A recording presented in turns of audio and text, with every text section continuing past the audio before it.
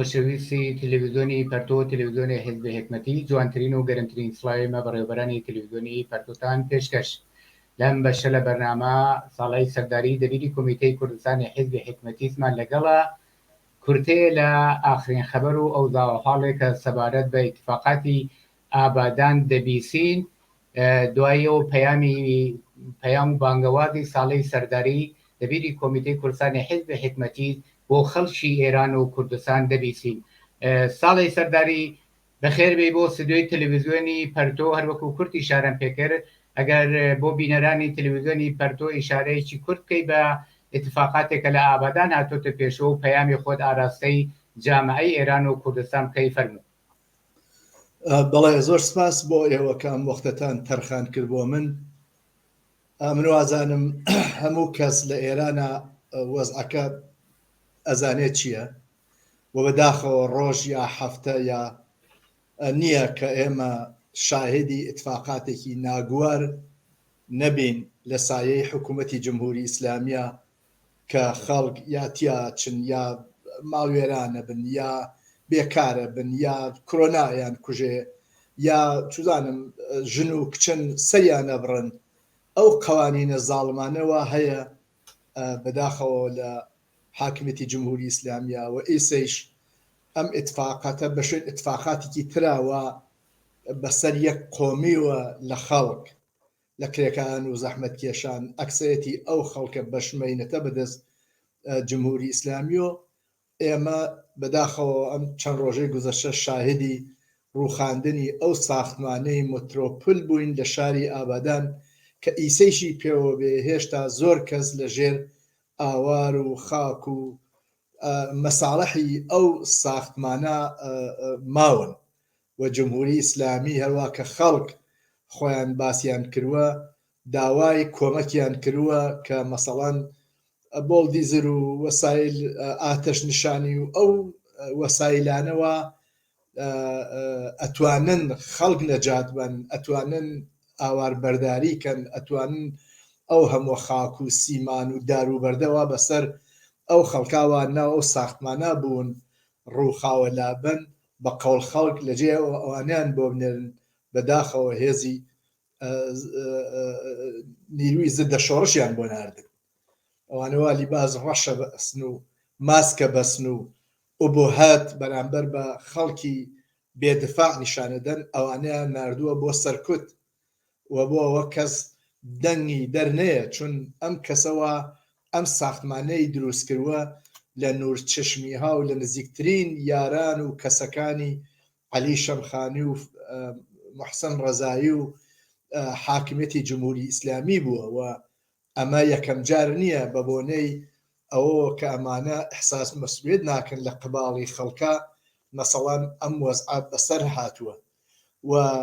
بەو بۆنەوە کە هێشتا گوایە 37 جەنازە تایس دەرهاتوون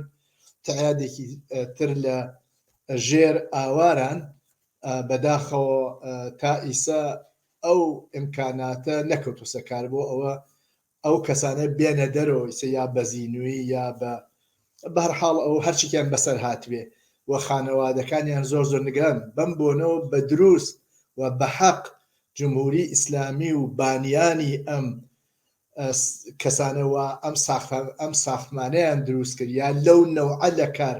کە گیانی ئینسانەکانیان بۆ مەترەح نییە ئەکەن کەوتونسە بەر ڕق و تووڕەیی و بێزاریەکی یەکجار زۆر لە خەڵکی ئابادان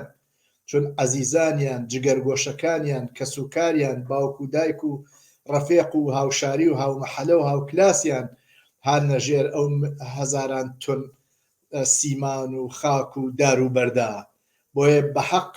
دەستیاندا ئێعتراز و ئەمە تەنیا بەهین نەماوە لە ئابادانە تەنیا نەماوە بەڵکو بووە باعث ئەوە کە لە شارەکان تریشۆ هاتن بۆ کۆمەک هاتن بۆ ئێعتراز نەتەنیا بۆ ئابادان بەڵکو لە شارگەل مختلفیشە بۆ هاوبەستگی بۆ هاوسەرنوشتی بۆ ئیبرازی هەمدەردی لەگەڵ خەڵکی ئابادانە کە ئەم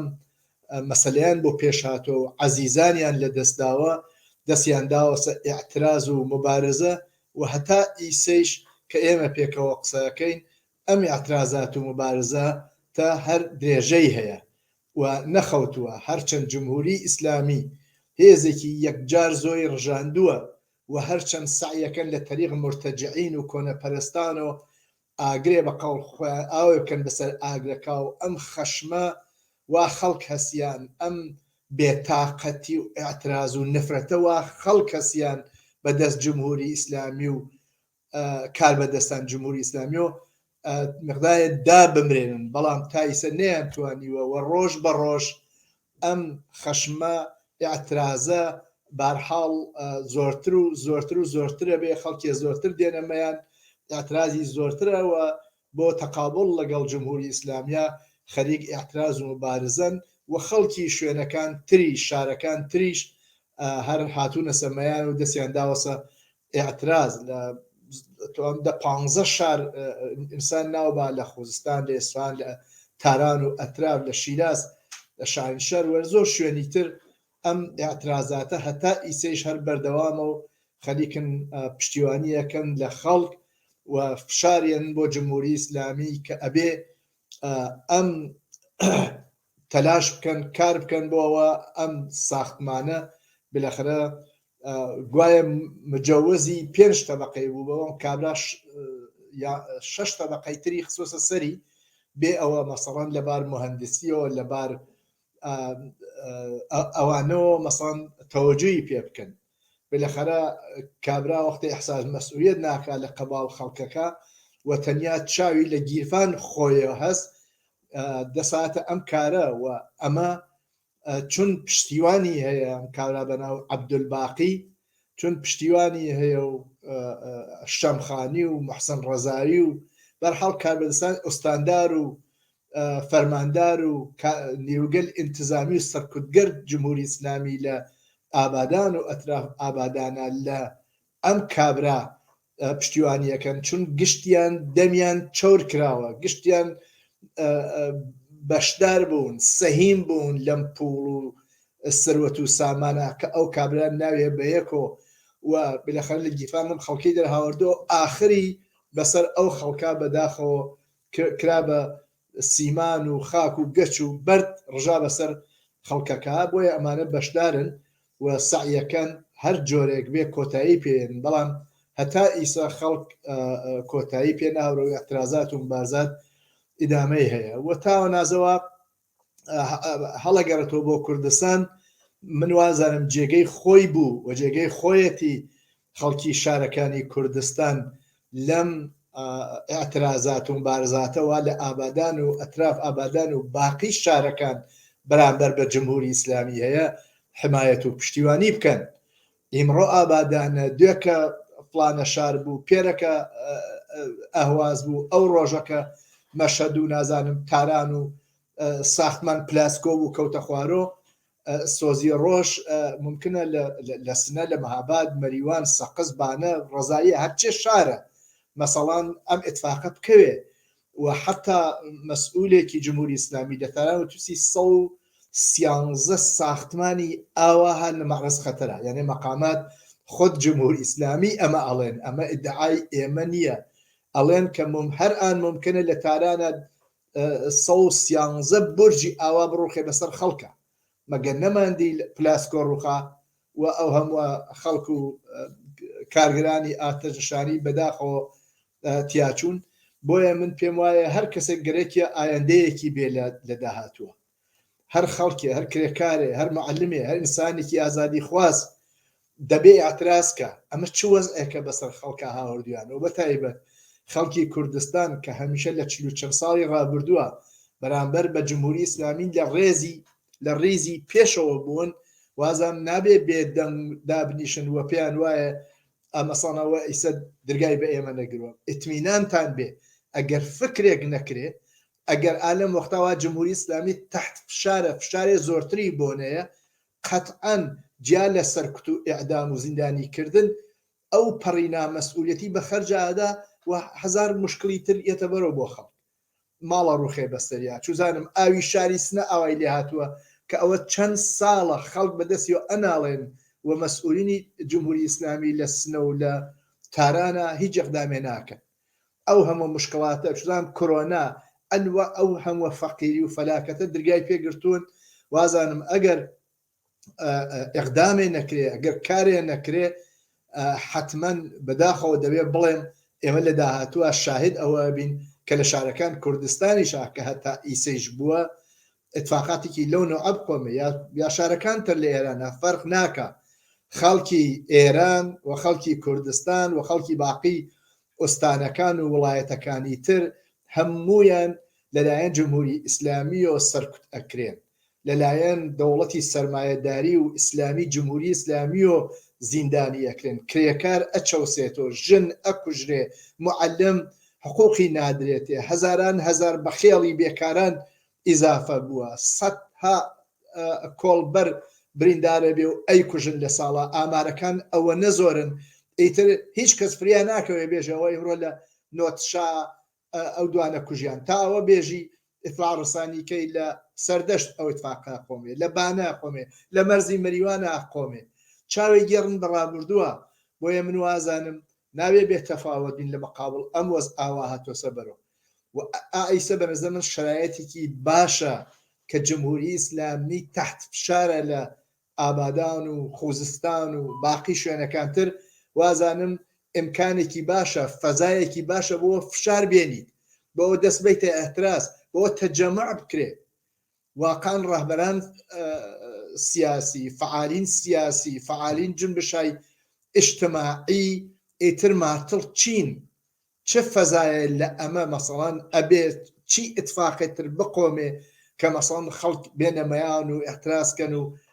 تەجەمعکەن ئێمە بە هەر دەرەجەیە ئەم تەجەمعاتە بینین بە تایبەت مەسەڵەن لە چەند مانگی ڕابردووە ئەوە معلمین بوون لە شارەکان کوردستانە وەکو باقی شارەکان ئێران هاتوون سەمایان دەستیان داوەسەی ئەتراس و بە دەرەجەیەک جمهوری ئیسلامیان وادار بە پاشەکشە و بە ئەقەمنشینی کردووە من وازانم لە تەناسۆکوایەکی ئاواوە ئێستا جمهوری ئیسلامی سەرگەرمە تحت فشارە لە خوزستان و نازانم لە تاران و حتا دەنگ بەشێک لە حاکمانی جمهوری ئیسلامی دەرهاوردووە کە ئەزانن ئەگەر فکرێ بۆ حاڵانەکەن ڕائەماڵێن لە ئایندا بۆیە من وازان تەناسوخوا واسا گەریسە لە شارەکان کوردستانە مەسەڵەن دەست بەرەیان احتیاجەوە تەسەورکەن لە هەمزەمان لە سنە لە سەقەز لە مەهاباد لە مەریوان پاونۆس و شارگەر مختلف بەخشگەل مختلف دەست بەنێ احتراز کە حەقە ژەمە چ وەسعێکە بەسەر ئەم خەڵکانە هاورووە بۆ وا بێکارین بۆ وا برسین بۆ وا گرانیە بۆ ساختمان ئەوێ بە خاطر فقط و فقط سوود و پوڵێکی زیاتر بۆ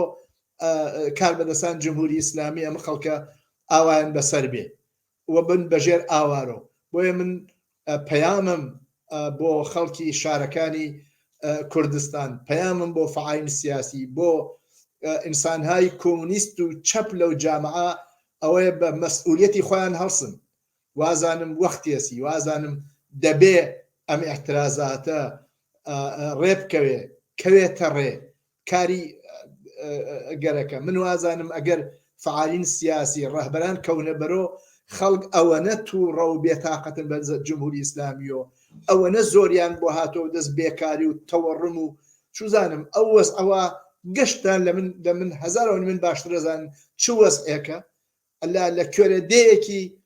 کوردستان و هەتا شار سنە هەموو خەڵگەزانە چ وەزێکی جمهوری ئیسلامی بەسەر ئەم خەڵکە هاوردووە بۆیە بەنزم فەزای ئێترازات و مبارزە هەست تەنیا شتێک وا بە نظر من لێرا کەمە و نییە یا کەم هەست خۆی نیشاننا ئەویش نەقش و دەوری فعالینی چەپ و کۆمونیست و ئینسانای ئازادی خوازە لەو جامعە من نازانم ژنان فعالینی ژن دەبێت چیتریان بەسەر بێ کە مەسەڵەن ئەو وەختەی تر بێنەمەیان بە ئەنازەی کافی فەزا هەست بەرزە من هەست بۆ ئەتراز و مبارزە ئەوەسەکە بێت دەست خەینە دەست یەک تەگوی و ڕاوێش بکەین و متحد و یەک پارچە بێنەمەیان ئەترازکەن پشتیوانیکەن لە خەڵکی ئابادان و شارەکانی تری ئێران و خوزستان تا بەیەکۆ هەمزەمان و هاوکات و بە قدرەتی زیاترەوە فشارێ زۆرتر بۆ جمهوری ئیسلامی بێن و سەرنجام ئەم مۆتەکە بەسەر خەڵکی شەریفی ئێرانەوە بەسەر کرێکان و زەحمەتکێشان لاچێ و ئیتر ئێمە شاهدی ڕووخاندنی مترۆپل و گلاسکۆ و نازانم کوشتن کۆڵبەر و سەربڕین ژن و بێکاری و فەقر و فەلاکەت و گرانی سەرساماوەر نەبین.